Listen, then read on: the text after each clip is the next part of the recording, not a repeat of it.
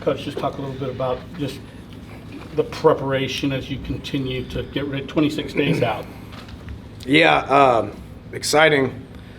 It's been a good 5 days. It's what a time to be a Coug. I told the guys last night, we had a team meeting. We talked about sense of urgency, and because this thing is going to fly by and be here before you know it. But I also said, it's. I mean, there's a lot of positive stuff going on.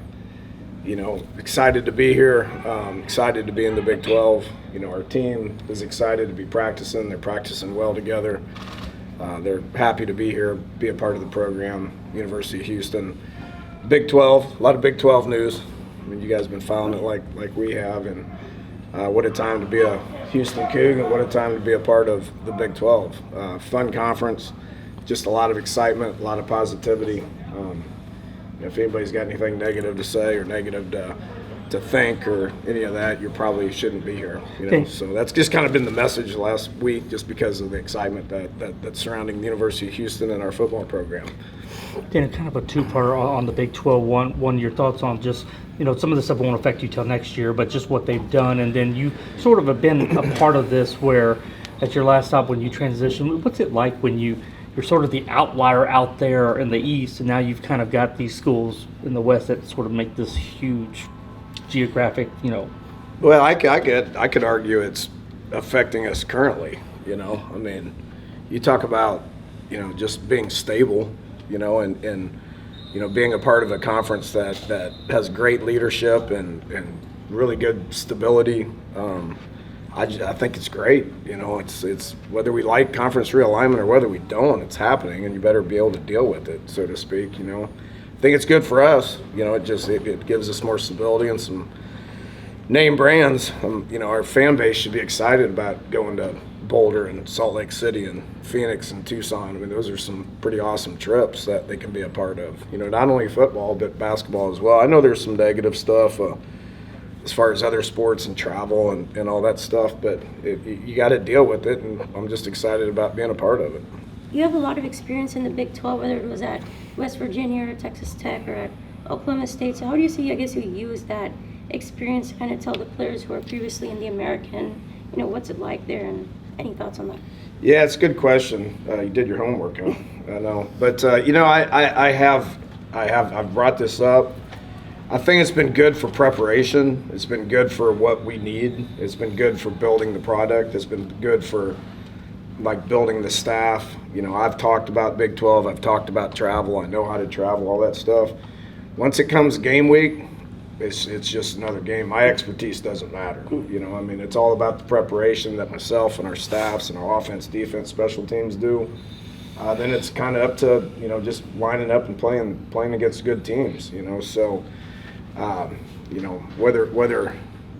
whether you want to hear this or whether you don't, there's a lot of good coaches in this league that has a lot of Big 12 experience, Thankfully, we've added coaches and players that have Big 12 experience, So I don't think it's going to be too big for anybody, and excited to be a part of it. Coach, to feed off the Big 12, is in the off season, is it something maybe your staff or support staff will evaluate in terms of recruiting footprint?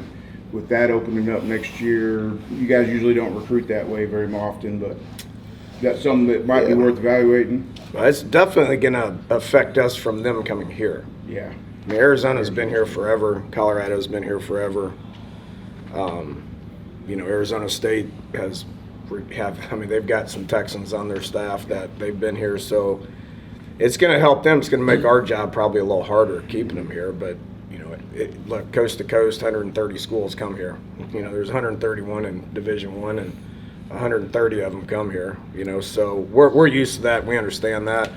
Will it help us go west? I don't know. I really haven't thought about it right now. Obviously we want Texas kids. We have been successful in Georgia. We've been successful in the South. It's all about getting the best players. What position group, really stands out to you? Is there any, the running back room or the wide receiver room, any kind of that stands out to you right now? Well, Sac Ave is not dead. You know, we've got some guys that look pretty good rushing the passer. You know, but everybody looks good right now. We're practicing well. We're competing hard.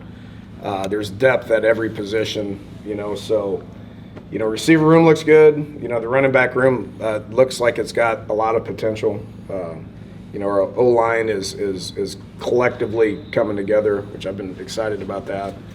DBs have been flashing. I mean, every position group looks different to me because of competition. Depending on how they, how they sort things out with whether it's 16 or 18 in the Big 12, do you have a preference on Or 20 or 24? 25. Yeah. I mean, I don't think any of I promise you, none of us know, and you guys find out things when I find out things. Well, with if they go division, I mean, it seems like it would make sense that you guys stick with the Texas schools. Can you see any scenario where you wouldn't be, or that you? I mean, is that? I mean, I'm sure that's a preference. I mean, right? I'll be honest with you, JD. I don't have a single clue. I mean, where it's going, where it's at. I mean, if you had asked me a couple years ago that Texas and OU are going to leave, I mean, there's no way I would have confirmed that. It's way above our heads. I mean, it's TV markets, it's politics, it's states, it's administrators. I mean, it's way above a football coach's head. A lot of those lines, though, since you've been around this game a long time, are you shocked at what's happened to the Pac-12, the history and everything there, that it's now 4 teams essentially? Nothing shocks me. I think it's as simple as time zones. I was on the East Coast for 8 years, okay? And, I'd come home from a game and relax and probably fall asleep sometime around 11, 12 o'clock at night, and there'd be second quarter of a major Pac-12 game. So I think that's why they started playing at 9 a.m.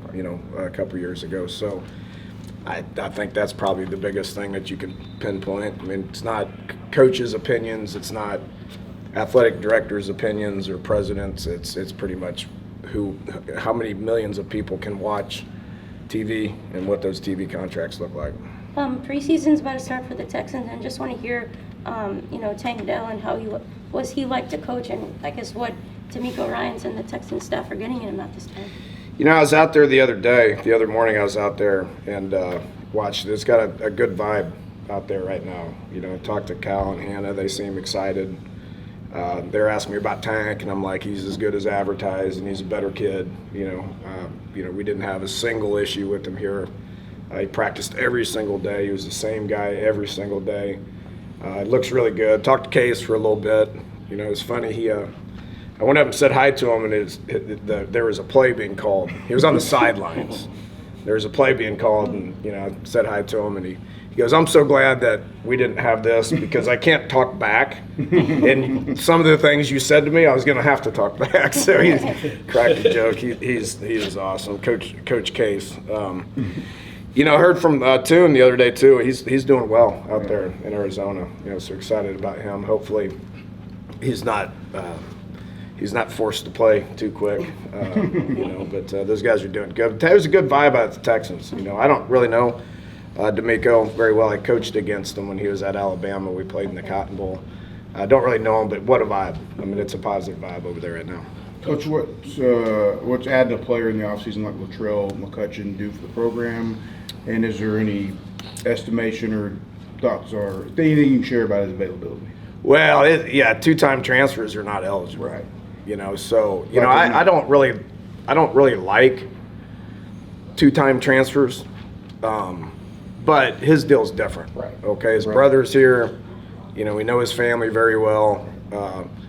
He went to OU and then followed Lincoln. So the coaches wanted him, Right. and so they wanted him to stay. He just wanted to come back home. He's got a child, a small baby boy, and just likes the vibe here. So get him now. I mean, if he was transferring and would have been eligible, or he's a graduate guy or whatever it is, then it'd be hard to get a guy like that. He's very talented. So long term would be a good addition. Yeah, I mean, he's still got 2 years of eligibility. So we'll be a year from now we'll be sitting here raving about him. Coach, when you do your prep, without giving away anything, of course, do you look ahead to some of the Big 12 schedule or do you just kind of implement the stuff that we got to implement for the season? Do you worry about that now, or do you are you coaches kind of thinking about that? Yeah, I haven't really dug into UTSA yet. I mean, we have other people that have. I mean, we have analysts, we got player personnel people. I mean, all that stuff's being done right now. We follow them every single day. You know, about 2 weeks out is when I really start digging in and prepping for UTSA. You know, and other people get a week ahead. You know, I mean, you can't. I'm only worried about UTSA. You know, I mean, Rice is going to be challenging, and that Sunday after UTSA, I'm going to have a report on my desk on Sunday, and people are going to tell me everything that they know. That's all behind the scenes stuff, which is a lot different than it used to be. You know, I remember many a Sundays where I'd go in and, you know, sit there and have to watch video for 8 hours to try to figure out things that I'm getting told in about an hour. You know, so staff is doing that. I'm focused on the team and preparation and making sure we practice the right way, making sure we're practicing the way that we need to in order to just, you know, develop competition to be able to figure out what our lineup's going to be. Is it possible to be surprised after 1 week by players or position groups? Yeah, I mean, I'm surprised every day on things that I see. What are you surprised about so far? I mean, nothing surprises me in this profession. I think it's the appropriate answer. What you got? This is Coach Nagave's first year on the staff. So what it's like been, I guess, working with him and the job that he's done. Awesome. As good as advertised. You know, I've been tracking him for a while. He's got a lot of Katy High School in him. You know, they've been pretty successful, and he's done a great job of developing. Awesome. He's energetic. His knowledge is really good. Just the run game knowledge, I learn something every day. You know, so just excited about having him here. Dana, personnel-wise, Dana, after a week or so, you guys come out all right so far? Yeah. There's a couple guys on the bike, but it's nothing's long term. Thanks so much. All right, y'all enjoying there, okay? Dana. All right, thank you guys.